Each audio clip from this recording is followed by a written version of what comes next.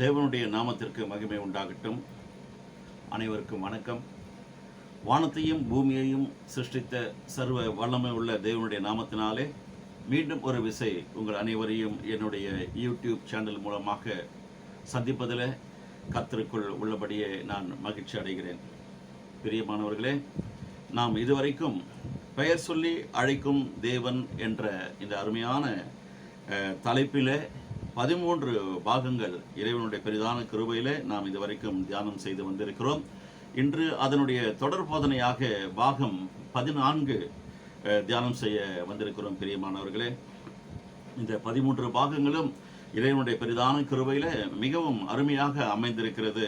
நமக்கு விசுவாசம் கிணற்றிலே எப்படி இந்த மழைக்காலம் வரும்பொழுது தண்ணீர் நாலா பக்கமும் இருந்து சுரந்து வருமோ, அதுபோல நம்முடைய ஆவிக்குரிய ஜீவியத்தில் உள்ளான மனுஷனுக்குள்ளே இருந்து பரிசுத்த ஆவியானவருடைய அந்த அந்த பெரிதான அந்த அபிஷேகம், கிருபை, அறிவு, ஞானம், விசுவாசம் அனைத்தும் பெருகுகிறதை வளர்கிறதை நம்மால் கண்கூடாக பார்க்க முடிகிறது. பிரியமானவர்களே, நன்றி சொல்ல ஒரு விசை ஆண்டவருக்கு நன்றி சொல்ல நான் கடமைப்பட்டிருக்கிறேன். சரி, இந்த செய்திக்கு நாம் ஏற்கனவே சொல்லியிருக்கிறது போல 10 துணை தலைப்புகளை நான் எழுதி வைத்திருக்கிறேன். அது ஒரு விசை கொஞ்சம் வேகமாக நான் வாசித்து விடுகிறேன். அப்பொழுதுதான் இந்த செய்தி அதற்கு ஒத்து வருகிறது என்பதை நம்மால் ஈஸியாக புரிந்து கொள்ள முடியும். அதற்கு முன்பாக இதுவரைக்கும் கேட்காமல் இருக்கிற தேவ ஜனங்கள் இப்பொழுது கேட்கக்கூடிய வாய்ப்பு உங்களுக்கு கிடைத்திருக்கும் என்று சொன்னால், இந்த பெயர் சொல்லி அழைக்கும் தேவன் என்ற இந்த செய்தியை முதல் பாகத்திலிருந்து தயவு செய்து பார்த்து கேட்டு மகிழுங்கள். நிச்சயமாக இறைவன் உங்களோடு கூட பேசி உங்களுடைய ஆவிக்குரிய ஜீவியத்தில் இன்னும் பல படிகளுக்கு மேலாக கொண்டு போவார் என்பதில் சந்தேகமில்லை. பிரியமானவர்களே, சரி, இந்த துணை தலைப்புகளை இப்பொழுது நான் வாசிக்கிறேன். நம்முடைய பெயர்கள் தேவனுக்கு தெரியுமா? நிச்சயம் தெரிந்திருக்கிறது. அவர் யாரையெல்லாம் பெயர் சொல்லி அழைத்தார், எதற்காக அழைத்தார், எந்த சூழ்நிலையில் அழைத்தார், அப்படி பெயர் சொல்லி அழைத்தார் அல்லவா? அவர்களிடத்தில் என்ன பேசினார் மற்றும் அவர்களோடு கூட செய்த உடன்படிக்கை என்ன? பழைய ஏற்பாட்டில் வாழ்ந்தவர்களையும் புதிய ஏற்பாட்டில் வாழ்ந்தவர்களையும் பல முக்கியமான தருணங்களில் அவர்களை பெயர் சொல்லி அழைத்திருக்கிறார். சிலருடைய பெயர்களை அவர் மாற்றியும் இருக்கிறார். நம்முடைய பெயர்களை அவர் ஞாபகம் வைத்திருக்க ஏன் விரும்புகிறார்? நம்முடைய பெயர் மட்டும்தான் அவருக்கு தெரியுமா, அல்லது நம்முடைய விலாசம் மற்றும் செய்யும் தொழில் அனைத்தும் அவருக்கு தெரியுமா? வெகு சிலரை பிறப்பதற்கு முன்பாகவே அவர்களுக்கு என்ன பெயர் வைக்க வேண்டும் என்றும் சொல்லியிருக்கிறார் என்பதுதான் இந்த 10 துணை தலைப்புகள், சப்டைட்டில் என்று சொல்லப்படுகிற இந்த 10 துணை தலைப்புகள். பிரியமானவர்களே, இந்த செய்திக்கு நாம் ஆதாரமாக முக்கியமாக எடுத்துக்கொள்ளப்பட்ட வேத பகுதி 2. 1 ஆதியாகம புஸ்தகம் அதிகாரம் 32 வசனம் 28. அதையும் வாசிக்கிறேன். அப்பொழுது அவர், உன் பேர் இனி யாக்கோபு என்னப்படாமல் இஸ்ரவேல் என்னப்படும், தேவனோடும் மனிதனோடும் போராடி வெற்றி கொண்டாயே என்று அந்த இடத்துல வருகிறதை நாம் வாசித்தோம். அதை அந்த வசனத்தில் இருக்கிற காரியங்களை நாம் தியானம் செய்தோம். அடுத்த வேத குறிப்பு ஏசாயா தீர்க்க தரிசன புஸ்தகம் அதிகாரம் 43 வசனம் 1. இப்போதும் யாக்கோபே, உன்னை சிருஷ்டித்தவரும் இஸ்ரவேலே உன்னை உருவாக்கினவருமாகிய கர்த்தர் சொல்லுகிறதாவது, பயப்படாதே, உன்னை மீட்டுக்கொண்டேன், உன் பேர் சொல்லி அழைத்தேன், நீ என்னுடையவன் என்கிற இந்த வேத பகுதியையும் நாம் தியானத்திற்கு எடுத்துக்கொண்டோம். பிரியமானவர்களே, ஆண்டவர் சொல்லுகிறது ஒரு உரிமை பாராட்டலை இங்கே பார்க்கிறோம். எனக்கு யாராகிலும் உதவி செய்ய வருவார்களா? இந்த உலகம் எனக்கு உதவி செய்யுமா? அரசாங்கம் எனக்கு உதவி செய்யுமா? உடன் பிறந்தவர்கள் எனக்கு உதவி செய்வார்களா? நண்பர்கள் உதவி செய்வார்களா? அண்ட வீட்டுக்காரர்கள் உதவி செய்வார்களா? அல்லது என்னுடைய இன்லாஸ் என்று சொல்லப்படுகிறவர்கள் உதவி செய்வார்களா? என்றெல்லாம் நிறைய பேர் சிலர் மேலே வந்துட்டு ஞாபகப்படுத்திகிட்டே இருப்பாங்க. இந்த இடத்துல இருந்தால் எனக்கு உதவி வந்தால் நல்லா இருக்குமே அப்படின்னு சொல்லிட்டு.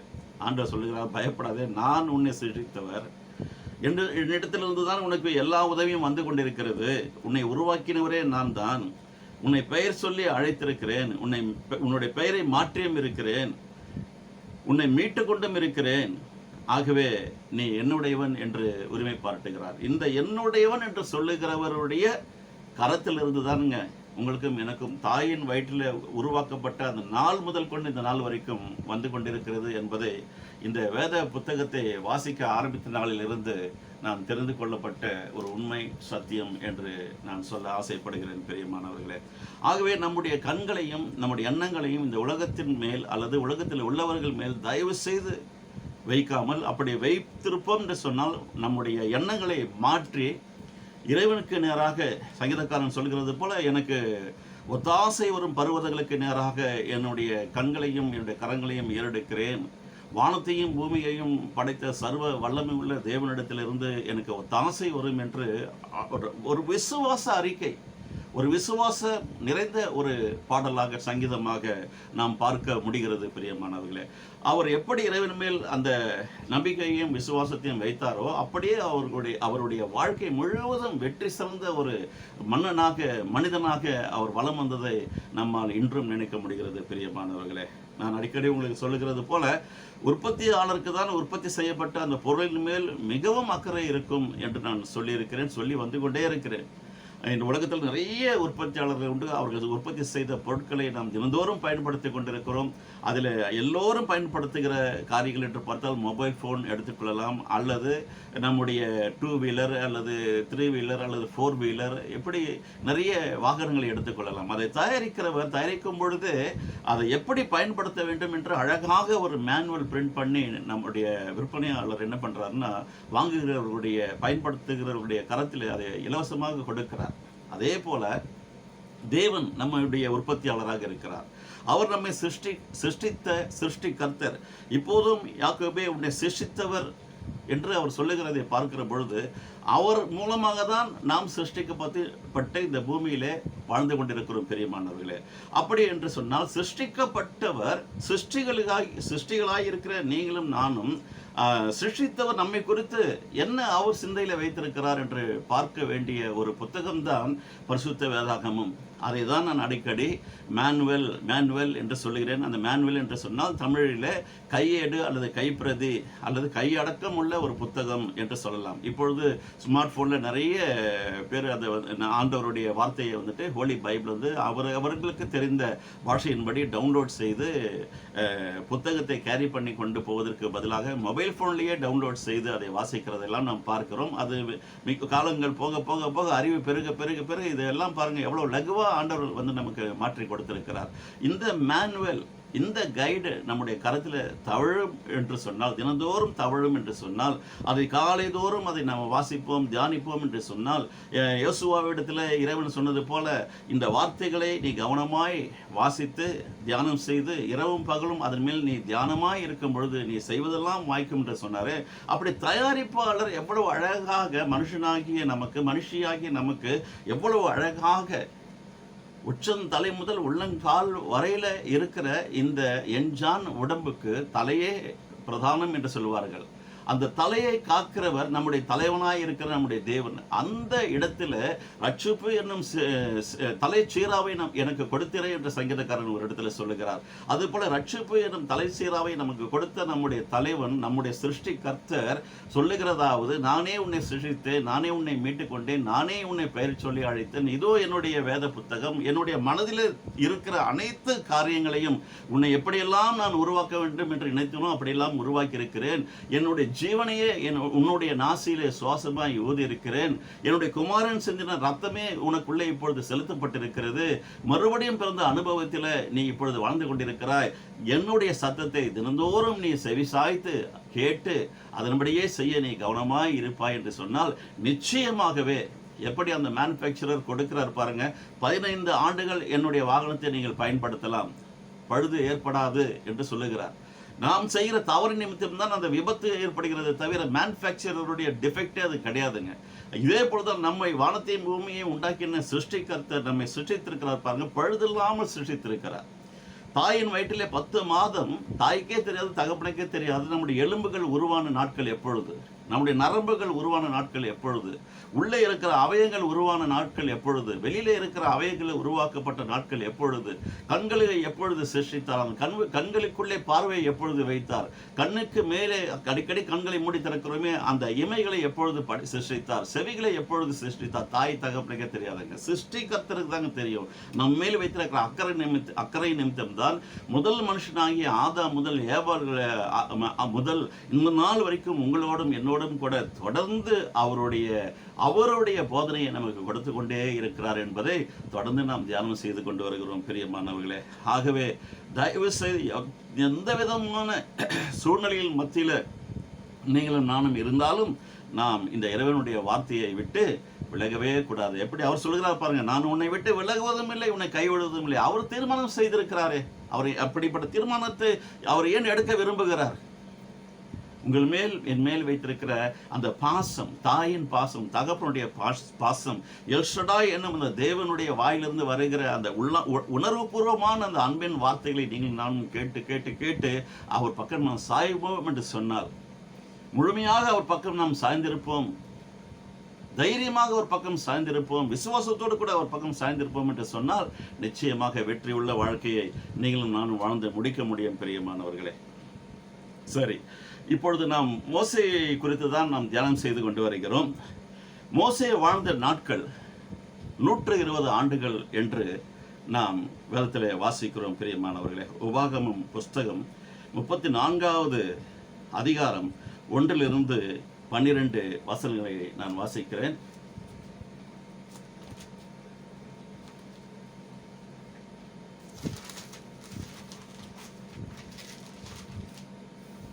பின்பு மோசே மோவாபின் சமனான வெளிகளிலிருந்து எரிகோவுக்கு எதிரான நேபோ மலையில் இருக்கும் பிஸ்காவின் கொடுமுடியில் ஏறினான்.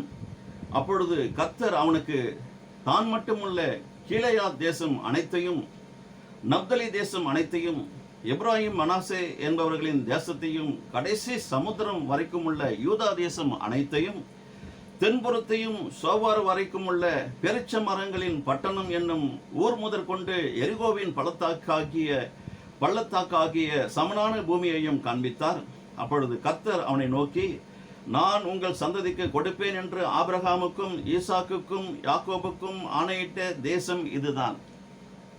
இதை உன் காணும்படி செய்தேன், ஆனாலும் நீ அவ்விடத்திற்கு கடந்து போவதில்லை என்றார். அப்பொழுது கர்த்தர் தாசனாகிய மோசே மோவாப் தேசமான அவ்விடத்திலே கர்த்தருடைய வார்த்தையின்படியே மரித்தான்.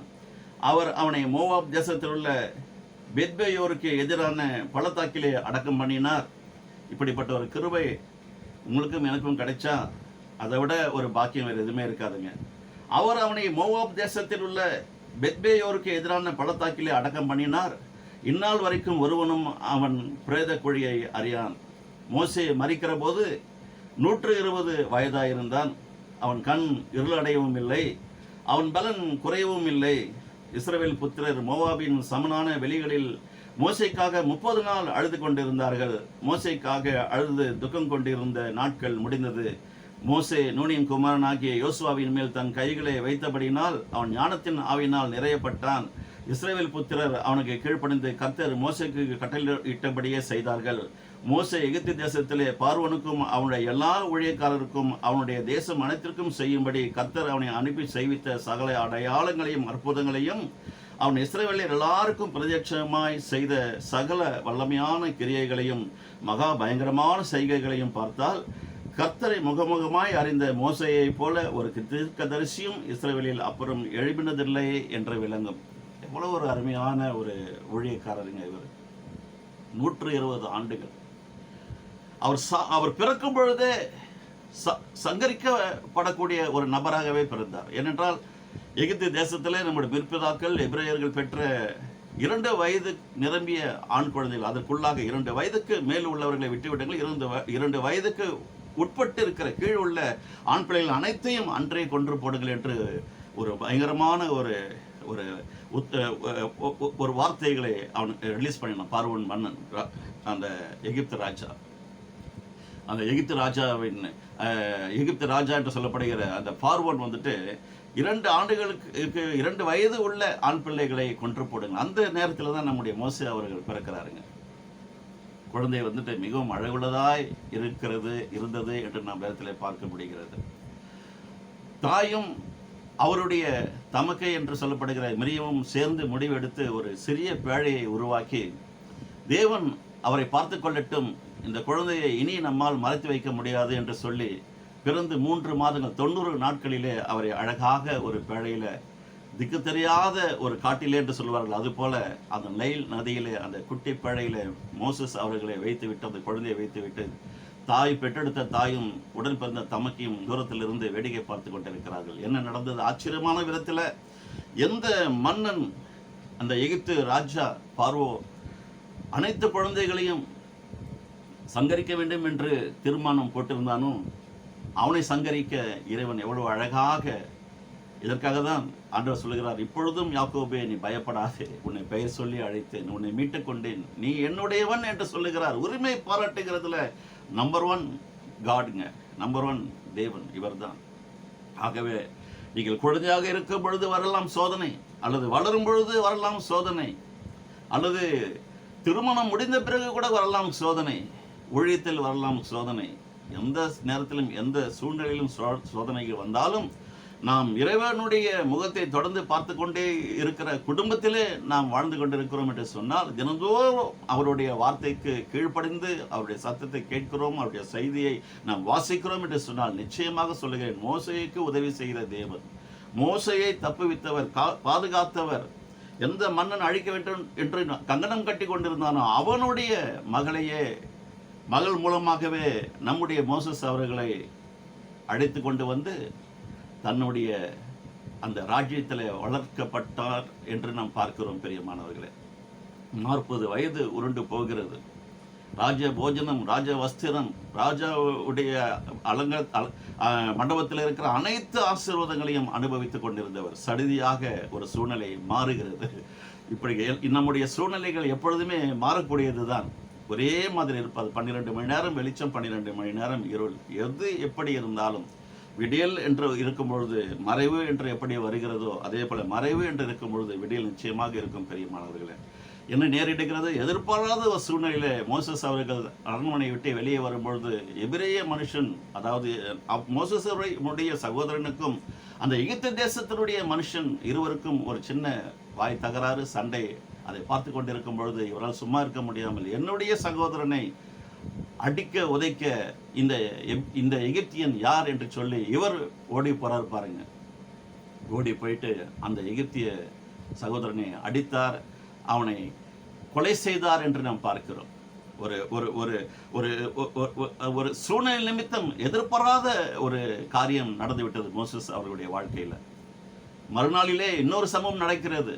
அப்பொழுது எபிரேய சகோதரனே அதை காட்டி கொடுத்து விட்டார். நேற்று எகிப்திய சகோதரனை நீ அடித்து கொன்றது போல எங்களையும் அடித்து கொள்ள நீ வகை தேடுகிறாயா? யார் உனக்கு அப்படிப்பட்ட ஒரு தைரியத்தை கொடுத்தது, அப்படிப்பட்ட ஒரு அதிகாரத்தை கொடுத்தது என்று கேட்கும் பொழுது காரியம் நிச்சயமாக வெளிப்பட்டது என்று சொல்லி, இது நம்முடைய பார்வோனுக்கு தெரிய வந்தால் நம்மை கொன்றே போடுவான், நாம் யார் எங்கிருந்து வந்தோம் என்பதை அவர் கண்டுபிடித்து விடுவார் என்று சொல்லி உயிருக்கு பயந்து ஓடுகிறார்.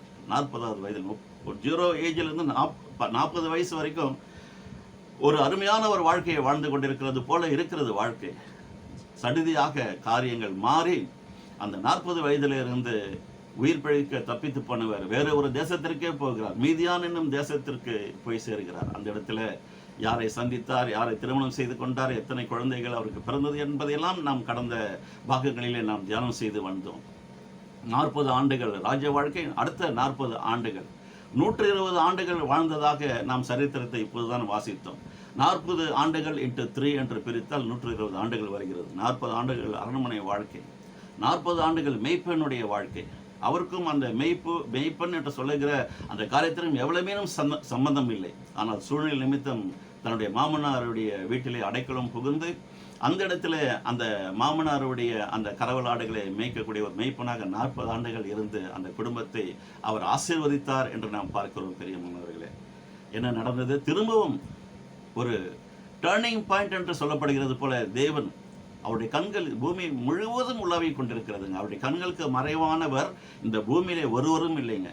புழு பூச்சியோடு இருக்க முடியாது. அதற்கும் தேவையான ஆகாரத்தை கொடுக்கிறவர் அவர் தான். ஆகவே தான் இயேசு சொல்லுகிறார், வானத்திலே பறக்கிற பறவைகளை அண்ணாந்து பாருங்கள், அவைகள் விதைப்பதும் இல்லை, அறுப்பதும் இல்லை, களஞ்சியங்களிலே சேர்த்து வைப்பதும் இல்லை, உங்கள் பிதாவாகிய தேவன் அவைகளுக்கு எப்படியாக பிழைப்புட்டுகிறார், அவைகளை பார்க்கலும் நீங்கள் விசேஷித்தவர்கள் அல்லவா என்று சொல்லுகிறார் அல்லவா. இந்த விசேஷித்தமாகிய அவருடைய பிள்ளைகளாகிய உங்கள் மேலும் என் மேலும் அவர் எவ்வளவு ஒரு கண்ணும் கருத்துமாய் இருக்கிறார் என்பதை நாம் உணர்ந்து கொள்ள முடிகிறது. பெரியமானவர்களே, 40 ஆண்டுகள் சூழ்நிலை நிமித்தம் எத்தியோப்பியா தேசத்திலே அவர் வாழ்ந்து கொண்டிருந்தாலும் தேவன் சடுதியாக முள்செடியிலே, அந்த பச்சை முள் செடியிலே தோன்றி மோசேஸ் அவர்களை பார்த்து மோசே மோசே இங்கே வா என்று கூப்பிடுகிறார் என்று எல்லாம் நாம் தியானம் செய்து வந்தோம். எதற்காக சொல்கிறேன் என்று சொன்னால், அந்த 80வது வயதில் 0 ஏஜில் பார்த்த தேவன் 40வது வயதில் அவர் என்ன காரியத்திற்காக கடந்து போனார் என்று பார்த்த தேவன் திரும்பவும் 80வது வயதில் அவரை சந்தித்து அவரை பெயர் சொல்லி அழைத்து எங்கிருந்து இவர் பயந்து ஓடி வந்தாரோ உயிர் பழித்தால் போதும் என்று சொல்லி இந்த தேவன் அவருக்கு தைரியம் கொடுக்கிறார், நிறைய உபதேசங்களை கொடுக்கிறார், அவரோடு கூட பேசுகிறார், வல்லமையை கொடுக்கிறார், அதிகாரத்தை கொடுக்கிறார். போ, எங்கிருந்து வந்தாயோ அதே தேசத்திற்கு போ, உங்களை அழிக்க வேண்டும் என்று கங்கணம் கட்டி கொண்டிருக்கிற அந்த மன்னனை நான் சங்கரிக்க வேண்டும்.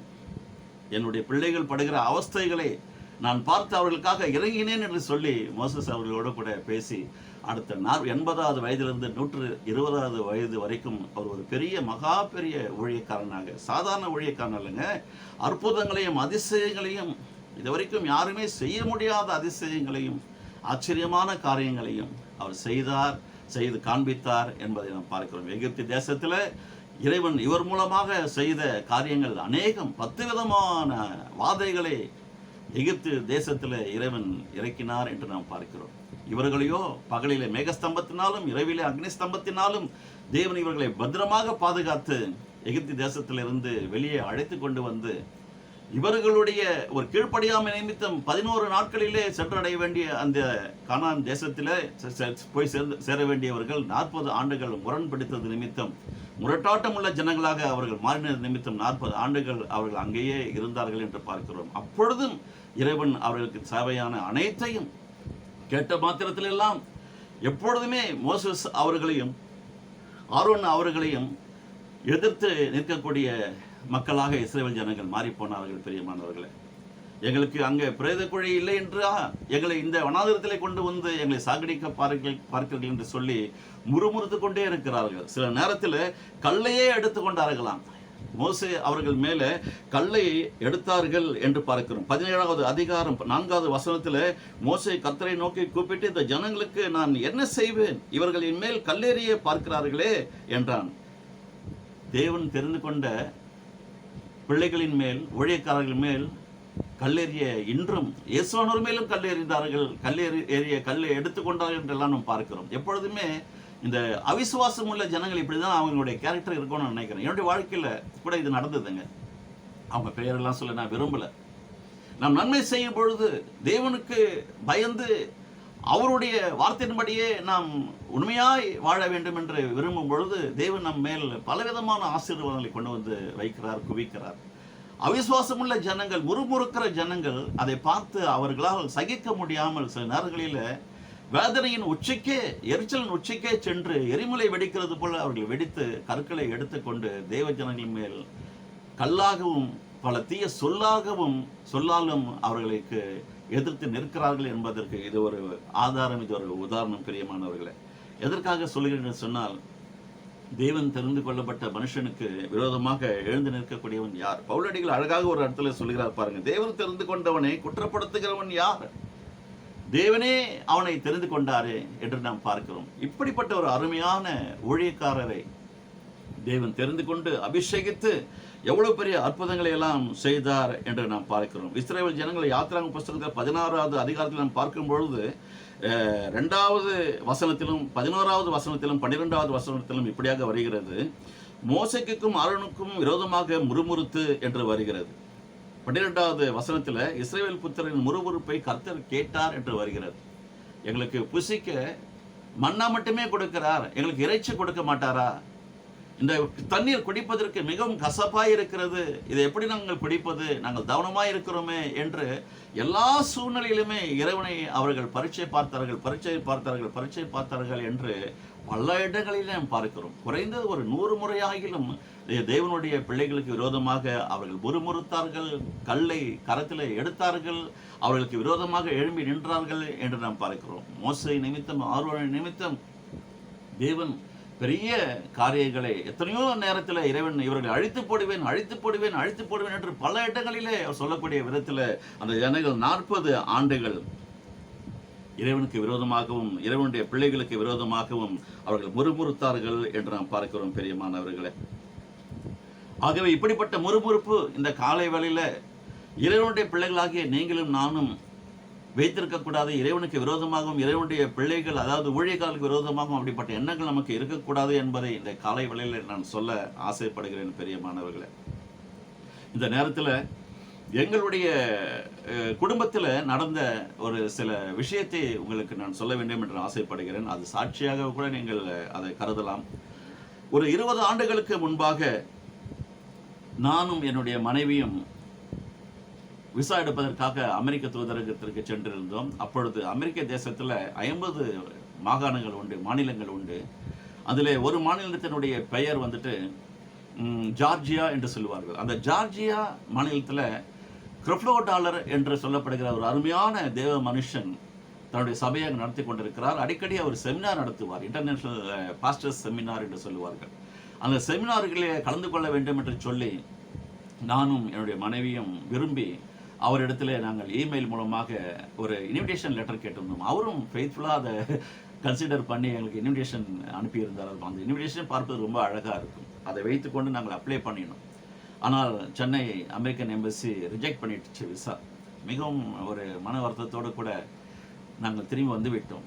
எதற்காக சொல்லுகிறேன் என்று சொன்னால், எந்த சூழ்நிலையிலும் கர்த்தர் அற்புதங்களை செய்ய வல்லவர் என்பதற்கு நாங்களும் இந்த சூழ்நிலையும் ஒரு சாட்சி பிரியமானவர்களே. எப்படி மோசஸ் அந்த காலத்தில் 40 ஆண்டுகள் என்ன செய்வதே என்று தெரியாமல் ஓடி போகிறார். எவ்வளவுதான் காரியங்கள் முடிந்தது என்று நினைக்கிற மாத்திரத்தில் திரும்பவும் ஆண்டவர் அதை நினைவு கூர்ந்து சின்ன வயசுல அவர் பட்ட பாடுகளை நினைவு கூறுகிறார். அவர் எப்படி பழையிலே தப்பித்து வருகிறார் என்று நினைவு கூறுகிறார். கூடவே வருகிறார் பாருங்க. அவர் நம்ம மறந்துடுறோம் சில இன்சிடென்ட் நம்முடைய வாழ்க்கையில. ஆனா அவர் மறப்பதே கிடையாதுங்க. அவர் மறப்பதே கிடையாது. நான் உன்னை எப்படி மறப்பேன் என்று சொல்லுகிறார். நம்ம தான் அவரை மறக்கிறோம், அவரை மறந்து போகிறோம். பல சூழ்நிலைகள் நிமித்தம் அவரை நாம் நினைக்க மறந்து போகிறோம். அவர் சொல்லுகிறார், நான் உன்னை எப்படி மறப்பேன், நீ என்னால் மறக்கப்படுவதே இல்லை என்று சொல்லுகிறார். அவரை தொடர்ந்து வந்த தேவன் எங்களையும் பார்த்தார் பாருங்க. 20 ஆண்டுகளுக்கு பிறகு என்னுடைய வேண்டுதலை ஆண்டவர் கேட்டிருக்கிறார். அமெரிக்கா தேசத்திற்கு நாங்கள் செல்வதற்கு முன்பாகவே என்னுடைய மகனுடைய மகள் அங்கே பிறக்கிறாள். அவளுக்கு விசா தேவையில்லைங்க. அமெரிக்கன் சிட்டிசன்ஷிப்பே அவளுக்கு கிடைக்கக்கூடிய ஒரு பாக்கியத்தை வானத்தையும் பூமியும் படைத்த சர்வ வளமுள்ள தேவன் உருவாக்கி கொடுத்திருக்கிறார் என்பதுதான் இந்த சாட்சி. எந்த தேசத்திற்கு போக வேண்டும், எந்த மாநிலத்திற்கு குறிப்பாக நாங்கள் சென்று வர வேண்டும் என்று நினைத்தோமோ அந்த மாநிலத்தில், அந்த தேசத்தில், ஜார்ஜியா என்று சொல்லப்படுகிற இடத்துல என்னுடைய மகன் ஜப்பானுக்கு படிக்க சென்றவர், அந்த இடத்துல வேலையை பெற்றுக்கொண்ட மகன் இறைவனுடைய பெரிதான கிருபையில அந்த கம்பெனி அவருக்கு ப்ரொமோஷன் என்று சொல்லப்படுகிற உயர் பதவியை கொடுத்து அமெரிக்காவுக்கு அனுப்பியிருக்கிறது. எந்த இடத்திற்கு அனுப்பியிருக்கிறது? இதே ஜார்ஜியா. கிரிப்டோ டாலர் என்று சொல்லப்படுகிற அந்த ஊழியக்காரர் எங்கே சபையை நடத்தி கொண்டிருக்கிறாரோ அதே மாநிலத்தில் என்னுடைய மூத்த மகன் ஆலன் ஜோஷுவா இன்று அவரும் அவருடைய மனைவியும் அவருடைய மகளும் அங்கே இருக்கிறார்கள். பிரியமானவர்களே, இப்பொழுது இந்த அமெரிக்கன் எம்பசி எங்களுக்கு விசா ரிஜெக்ட் பண்ண முடியுமா? அதனால தான் ஆண்டவர் சொல்லுகிறார், நாசியிலே சுவாசம் உள்ள மனுஷனை நம்புவதற்கு அவன் எம்மாத்திரன். சில நேரங்களில் நாம் காலம் தாமதமாகிறது, நாம் கேட்ட காரியங்கள் உடனடியாக கிடைக்கவில்லை என்று சொன்னால் உடனடியாக நம் விசுவாசத்தில் சற்று தோய்ந்து போகிறோம். அது உண்மைதான். ஆனால் அது ஒரு குறிப்பிட்ட காலம் வரைக்கும் தான் இருக்க வேண்டும். இப்படிப்பட்ட வரலாற்றை நீங்களும் நானும் வாசித்து தேவன் செய்த அற்புதங்களை எல்லாம் நாம் பார்த்து வருகிறோமே. இப்படி பார்த்து வருகிற நமக்கு ஆண்டவர் எப்படிப்பட்ட ஒரு விசுவாசத்தின் வளர்ச்சியை கொடுக்கிறார் என்பதில் சந்தேகமே இல்லை பிரியமானவர்களே. ஆகவே அவர் ஒரு அற்புதம் 2 அற்புதங்களை செய்து நிறுத்துகிறவர் அல்ல. இந்த முற்பிதாவாகிய மோசஸ் அவர்களுக்கும் எனக்கும் ஒரு பெரிய தொடர்பு இருக்கிறது பிரியமானவர்களே. அவரை நான் என்னுடைய மூத்த சகோதரனாக அவரை நான் பார்க்கிறேன்.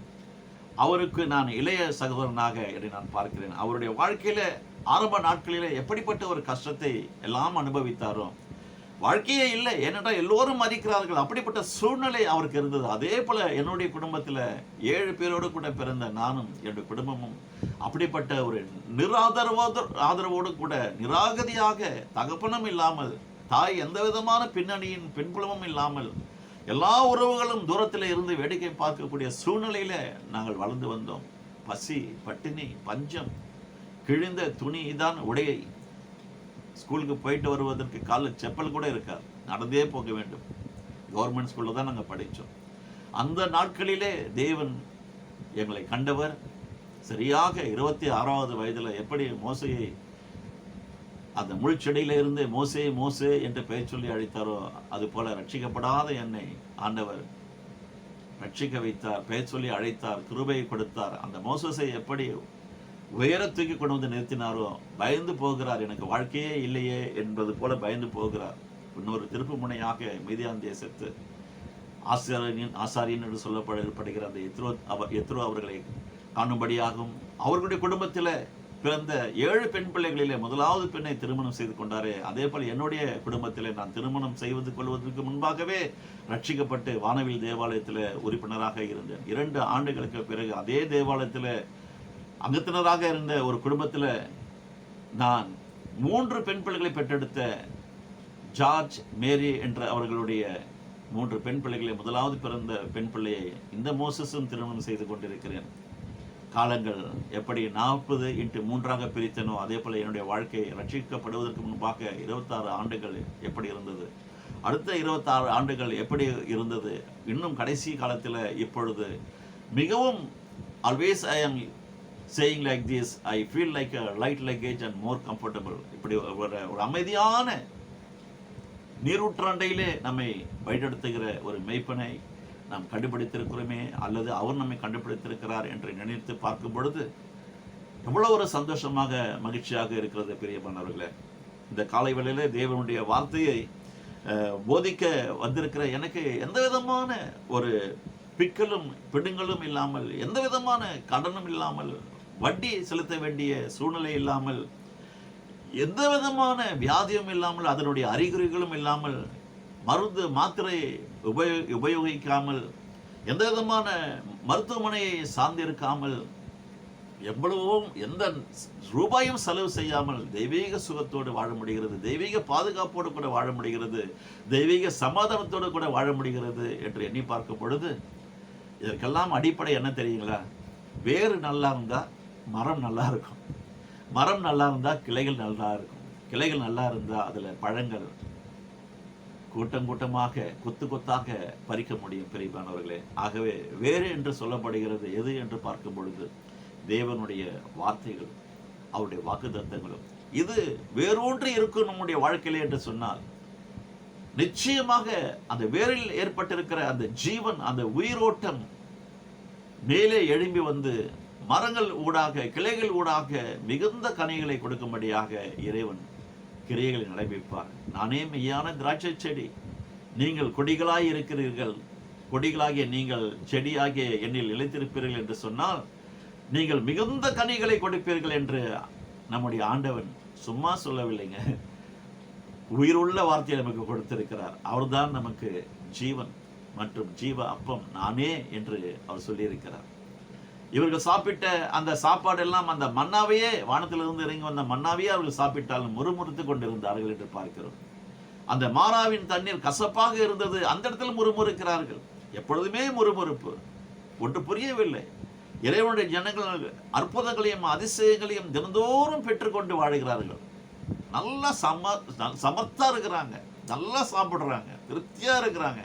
ஆனாலும் இறைவனை துதிப்பாடுவதற்கு பதிலாக முறுமுறுக்கிறது தான் அருவருக்கக்கூடிய ஒரு காரியமாக இறைவன் பார்க்கிறார். பெரியமானவர்களே, ஒவ்வொரு முறையும் உணவை நாம் கையில வைக்கும் பொழுது அப்படியே சாப்பிடக்கூடாது.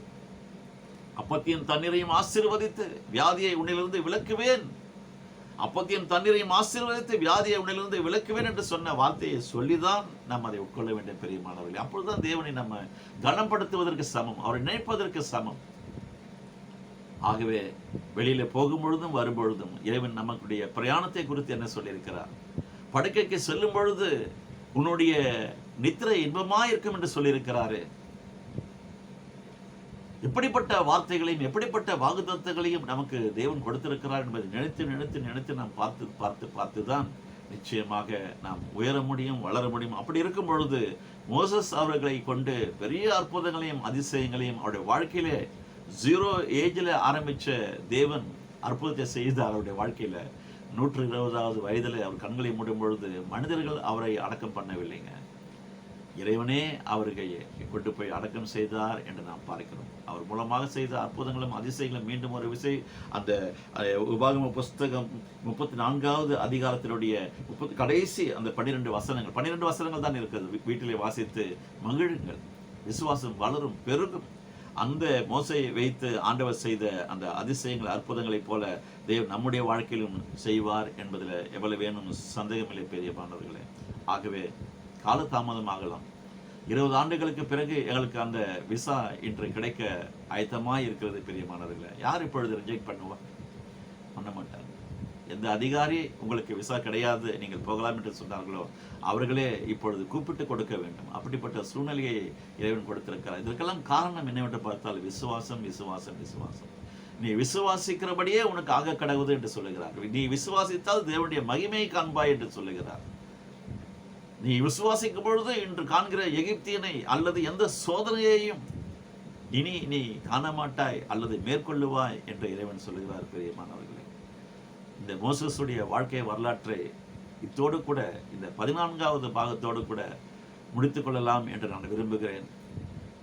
இதே யாத்திராகமம் புஸ்தகத்திற்கு அடுத்தபடியாக லேவியராகவும் எண்ணாகமும் உபாகமும் எல்லாவற்றிலுமே நாம் பார்க்கும் பொழுது இறைவன் அவரோடு கூட பேசி தேவ ஆலயத்தை எப்படி உருவாக்க வேண்டும், தேவனுடைய அந்த உடன்படிக்கை பெட்டி, சாட்சியின் பெட்டியை எப்படி உருவாக்க வேண்டும் என்று மிகவும் அழகாக டிசைனை கொடுக்கிறார், பிளான் கொடுக்கிறார். நம்முடைய தேவனை போல பிளான் கொடுக்கிறவர், பர்ஃபெக்ட் பிளான் கொடுக்கிறவர் இந்த பூமியில வேறு யாருமே இருக்க முடியாது. அதற்காக தான் நான் அடிக்கடி சொல்லுகிறேன், தயவு செய்து நம்முடைய இம்மானுவேல் இறங்கி வந்தாரே, அவர் கொண்டு வந்த அந்த உடன்படிக்கையை, அவருடைய அந்த அந்த அந்த கைப்பிரதியை, தேவனுடைய வார்த்தையை, வாக்குத்தத்தங்களை தினந்தோறும் நாம் படிப்போம், வாசிப்போம், தியானம் செய்து கொண்டே இருப்போம் என்று சொன்னால் நம்மை சுற்றிலும் ஒரு பிரகாசம் வெளிப்பட்டு கொண்டே இருக்கும். பெரியமானவர்களே, பிசாசானவன் ஒரு வழியாக இருந்தால் 7 வழியாய் ஓடி போவான். பெரியமானவர்களே, நீங்களும் நானும் செய்வதெல்லாம் வாய்க்கும். பெரியமானவர் உங்களுக்காக எனக்காக அவர் இறங்கி வந்து கல்வாரி சிலுவை வரைக்கும் சென்று மரத்திலே தூக்கப்பட்ட எவனும் சபிக்கப்பட்டவன் என்று எழுதியிருக்கிறபடி கிறிஸ்து நமக்காக சாபமானார், பாவமானார் என்று நாம் பார்க்கிறோமே, வாசிக்கிறோமே. கலாத்தியருடைய நிருபத்தில் 3வது அதிகாரம் 13வது வசனத்தில் அவர் உங்களுக்காக எனக்காக என்றென்றும் ஜீவித்துக் கொண்டிருக்கிறார். பெரியமானவர்களே, ஜீவாப்பம் நானே என்று சொல்லுகிறார். இதை புசிக்கிறவர்களுக்கு, என்னுடைய ரத்தத்தில் பானம் பண்ணுகிறவர்களுக்கு நித்திய ஜீவன் உண்டு என்று சொல்லுகிறார். ஆகவே நீதியின் மேல் பசிதாகம் உள்ளவர்களாய் நீங்களும் நானும் இருப்போம் என்று சொன்னால், இஸ்ரவேல் ஜனங்கள் அந்த நாளிலே வனாந்திரத்தில் முறுமுறுத்தது போல முறுமுறுக்காமல், தேவன் நம்மை அருவருக்காமல் இருக்கும்படியாக நாம் அவரை துதித்துக் கொண்டே இருப்போம், நினைத்துக் கொண்டே இருப்போம் என்று சொன்னால் நிச்சயம் அவருக்கு தெரியுங்க. நம்முடைய உதடுகள் என்ன பேசுகிறது என்று அவருக்கு தெரியும். நம்முடைய நினைவுகள் என்ன யோசிக்கிறது என்பது அவருக்கு தெரியும். நம்முடைய இருதயம் யாரை விரும்புகிறது என்று அவருக்கு தெரியும். ஆகவே அவருக்கு முன்னாடி நம்ம ஆக்ட் பண்ணவே முடியாதுங்க. மனிதர்களுக்கு முன்பாக நம்ம நிறைய ஆக்ட் பண்ணலாம், சீன் போடலாம். ஆனால் இறைவனுக்கு முன்பாக அது நடக்காதுங்க. எல்லாவற்றையும் அவர் காண்கிறார், அணுவணுவாக காண்கிறார். ஒவ்வொரு நொடி பொழுதும் நம்மேல் அவர் கண்ணோக்கமாக இருக்கிறார். பெரியமானவர்களே, ஆகவேதான் சொன்னார், உன்னை தொடுகிறவனை நான் தொடுவேன், உன்னை தொடுகிறவன் என் கண்ணின் மணியை தொடுகிறான் என்று சொன்னதுக்கு காரணம் என்னவென்று சொன்னால், உங்கள் மேலும் என் மேலும் வைத்த அந்த அன்பு, அந்த இரக்கம், அந்த கிருபை. பெரியமானவர்களே, அதற்காக தான் ஓடோடி வந்து உங்களையும் என்னையும் பெயர் சொல்லி அழைத்தார், ரட்சிப்பை கொடுத்தார், உடன்படிக்கையை செய்தார், நித்திய ஜீவனை கொடுத்திருக்கிறார். பரலோகத்திலே வெகு சீக்கிரத்திலே நாம் நுழைந்து அவரோடு கூட நாம் இருக்க போகிற. பெரியமானவர்களே, இன்னும் ஒரு விஷயம், ஏசாயா 43:1 வாசித்து இந்த தியான பகுதியை நான் முடிக்கிறேன். இப்போதும் யாக்கோபே, உன்னை சிருஷ்டித்தவரும் இஸ்ரவேலே உன்னை உருவாக்கினவரும் ஆகிய கர்த்தர் சொல்லுகிறதாவது, பயப்படாதே, உன்னை மீட்டுக்கொண்டேன், உன் பெயர் சொல்லி அழைத்தேன், நீ என்னுடைய. இந்த வார்த்தை உங்களுக்காக எனக்காக இறைவன் கொடுத்திருக்கிற வார்த்தை. இதை இருக பிடித்துக் கொள்ளுங்கள். இன்னும் ஒரு சில நாட்களிலே பாகம் 15 ஊடாக யோசுவா அவர்களை குறித்தும் காலேப் அவர்களை குறித்தும் நாம் தியானம் செய்ய இருக்கிறோம். பெரியமானவர்களே, இப்பொழுது பாகம் 14 முடித்திருக்கிறோம். இதனுடைய பெரிதான கிருபையில் தயவு செய்து புதிதாக என்னுடைய செய்தியை யூடியூப் சேனல் மூலமாக பார்க்க விரும்புகிறவர்கள் அல்லது வருகிறவர்கள் தயவு செய்து பாகம் முதலில் இருந்து பார்க்க வேண்டும் என்று நான் ஆசைப்படுகிறேன், வேண்டிக் கொள்கிறேன். நீ கடன் வாங்காது இருப்பாய், அநேக ஜாதிகளுக்கு கடன் கொடுப்பாய் என்ற அந்த வாக்குத்தத்தத்தை உள்ளடக்கிய ஒரு போதகத்தை நான் கொடுத்திருக்கிறேன், போதனை செய்திருக்கிறேன். கடன் வாங்காமல் இருக்க பழகுங்கள், தெய்வீக சுகத்தோடு கூட வாழ பழகுங்கள், தெய்வீக பாதுகாப்போடு கூட வாழ பழகுங்கள் என்ற தலைப்புகளில் எல்லாம் நான் பேசியிருக்கிறேன். இது வரைக்கும் இந்த என்னுடைய உடன்பிறப்புகளாகிய நீங்கள் அனைவரும் கிட்டத்தட்ட ஒரு 22,200 பேர் மேல் என்னுடைய உபதேசங்களை நீங்கள் வீட்டிலிருந்து பார்த்திருக்கிறீர்கள் என்பதை நான் யூடியூப் சேனல் மூலமாக நான் தெரிந்து கொண்டேன். பார்த்து கேட்ட மகிழ்ச்சி அடைந்த ஜெயத்தை பெற்றுக்கொண்ட விசுவாசத்தில் இன்னும் மேலே உயர்ந்திருக்கிற உங்கள் அனைவரையும் நம்முடைய தேவனுடைய நாமத்திலே உங்களை அனைவரையும் ஆசீர்வதிக்கிறேன். பெரியமானவர்களே, மீண்டும் உங்களை என்னுடைய யூடியூப் சேனல் மூலமாக சந்திக்கும் வரை உங்களிடத்திலிருந்து நான் விடை பெற்றுக் கொள்கிறேன். அனைவருக்கும் நன்றி சொல்லுகிறேன், வணக்கத்தை தெரிவித்துக் கொள்கிறேன். God bless you all. Bye bye.